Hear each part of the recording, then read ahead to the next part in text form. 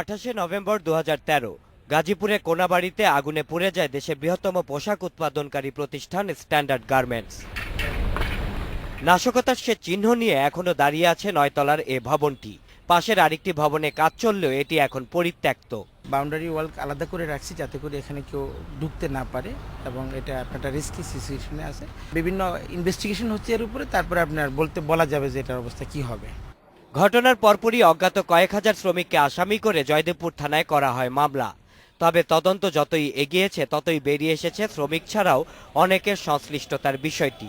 স্থানীয় কিছু কিছু ব্যক্তির সাথে এই ফ্যাক্টরির ম্যানেজমেন্ট পর্যায়ে কিছু দূরত্ব তৈরি হয়েছিল, কিন্তু এটা কারা, এটা কমিশনার না অন্য কেউ, সেটা আমি স্পেসিফিক বলতে পারবো না।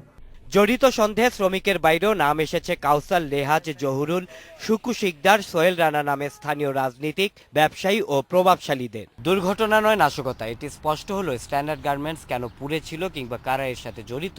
ঘটনার 5 মাস পরও তা স্পষ্ট হয়নি।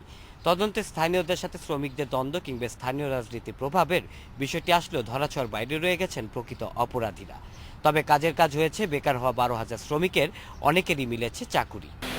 খোঁজ নিয়ে জানা গেছে ছোট ভবনের 5 ও 6 তলায় কাজ করছেন পুড়ে যাওয়া ভবনের বেশিরভাগ শ্রমিক।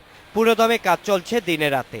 ওই বিল্ডিং এ প্রথম থেকে কাজ করতে, তারপরে যখন আগুন লাগলো তারপরে আমরা ডিসেম্বরে 9 তারিখে আবার 12,000 শ্রমিকের ভিতরে 90% আমরা অলরেডি রিএমপ্লয় করেছি, এবং কোনো কোনো জায়গায় ডবল শিফট করে তাদেরকে চাকরির ব্যবস্থা করা হয়েছে। ঋণ পরিশোধে ব্যাংক থেকে বাড়তি সময় পাওয়ায় বেকার শ্রমিকদের কাজের ব্যবস্থা করা সহজ হয়েছে, জানান মালিক। Shaon Hasnat, independent news, Konabari, Gazipur.